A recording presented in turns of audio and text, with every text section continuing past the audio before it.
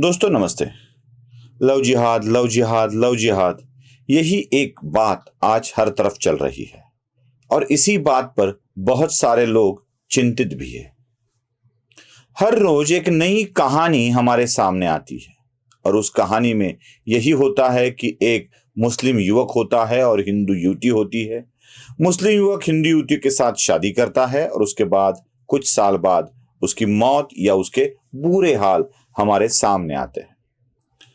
अक्सर ये कहा जाता है कि ऐसे इसके विरुद्ध भी बहुत सारी चीजें होती रहती है, अगर होती है तो वो भी सामने आनी चाहिए। कोई मुस्लिम युवती हिंदू युवक के साथ शादी करती है और उसके साथ ठीक वैसा ही बर्ताव होता है जैसा हिंदू युवती के साथ होता है, तो ऐसी कहानियां भी जरूर सामने आनी चाहिए।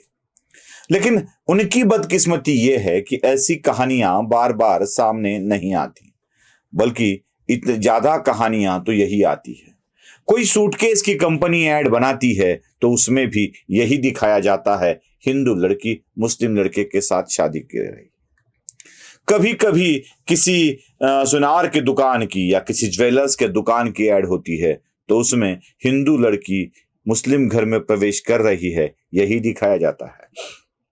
कभी हिंदू त्योहारों की बात आती है तो मुस्लिम लड़का हिंदू लड़की को कलर लगाता हुआ दिखाई देता है।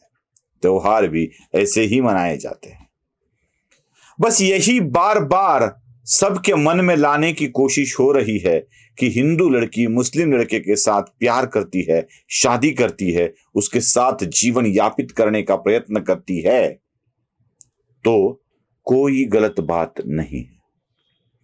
मैं हिंदू लड़कियों को जागो लड़की जागो ऐसा संदेश देने नहीं आया हूं। मुझे वो वाली बात कहनी भी नहीं है।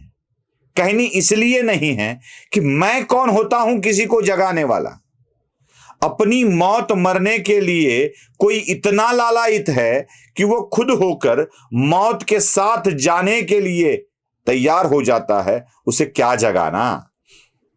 कोई जगा नहीं सकता। कोई मनन अली के साथ शादी करके निकल जाती है और पश्चिम बंगाल के मेदिनीपुर इलाके में उसका शव मिल जाता है। कोई महाराष्ट्र से निकलकर दिल्ली चली जाती है और उसे दिल्ली में काट कर फ्रिज में रखा जाता है। कोई मुस्लिम युवक से शादी कर कर चली जाती है, उसका शव हमें सूटकेस में भरा हुआ मिल जाता है।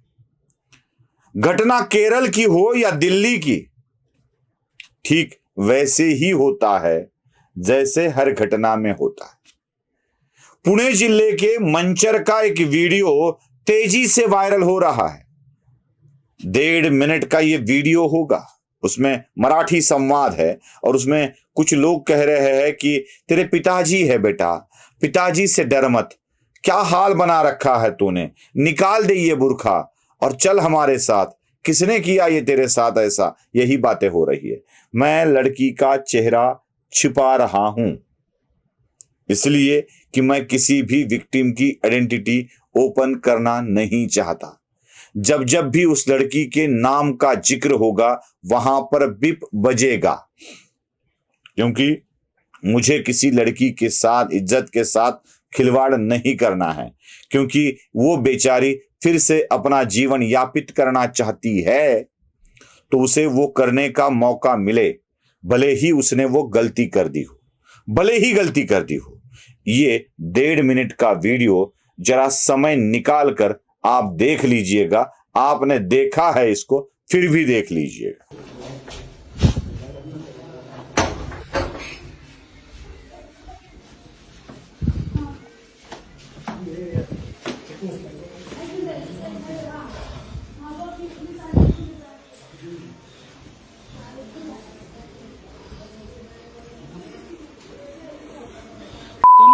बाळा, आम्ही सगळे आहोत बाळा इकडे. तुला काही नाही करणार, काही नाही करणार.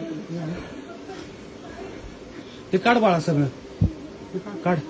पप्पा आहे तुझे, पप्पा आहे हे बघ, आई पण मम्मी पण आली. काय नाही करणार हे. मारत नाही, कोण नाही मारणार. नाही मारणार बाळा, हे बघ ये मारणार नाही तुला बाळाचं. हे काय केलं तू? काढ ते सगळं, बुरखा बिरखा सगळं काढ. तो फोन घ्या सगळे. पप्पा आहे तुला भेटायला आली. ये इकडे तर. मारत नाही. मारणार ना तुला मारणार नाही. तुला त्रास दिला का? तुला मारणार तुला काय त्रास दिला त्यांनी? ते काढा. कोण आहे गं? कोण आहे? पाहुणे. चला माझ्या घरी चल. तुझे कपडे दे. काय नाही, काहीच नको, ते घेऊ आपण नवीन. चल राहू दे. देखा आपने क्या हाल है उस लड़की के, कितने बुरे हाल है. वो अपने माँ बाप को पहचानने के सक्षम भी नहीं है, वो कुछ बोल भी नहीं पा रही है. यहां तक कि उसके हालात ये है कि वो थर थर कांप रही है. हर कोई लड़का लड़की अपने माँ बाप की गोद में खुद को सुरक्षित महसूस करता है, लेकिन ये है कि ये भी बेचारी बता नहीं पा रही. बताया जाता है कि इसको पश्चिम बंगाल में लेके गए रखा था. कुछ बिहार वाले मामले सामने आए, लातूर तक के कनेक्शन निकल आए. हर एक एरिया में ऐसे ही हो रहा है, ऐसे ही हो रहा है. मैं किसी भी धर्म को इसके लिए जिम्मेदार नहीं ठहराता. बहुत बड़ी और आपको पसंद न आने वाली बात मैं कह रहा हूं.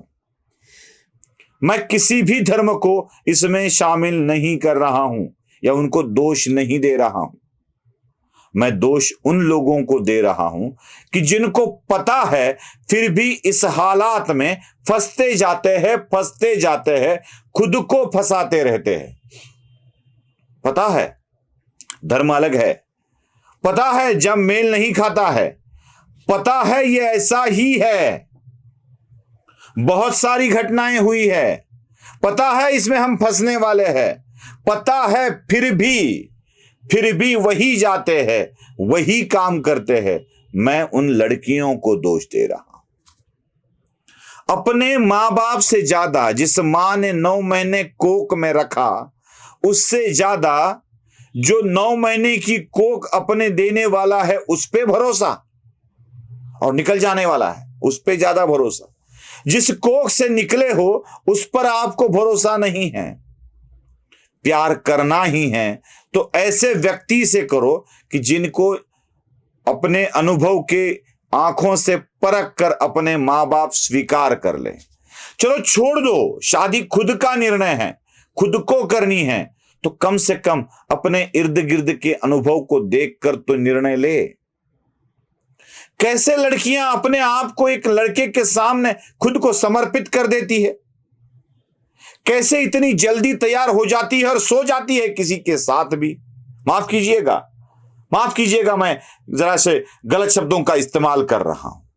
यह करना मेरा काम नहीं है, यह संस्कृति भी नहीं है.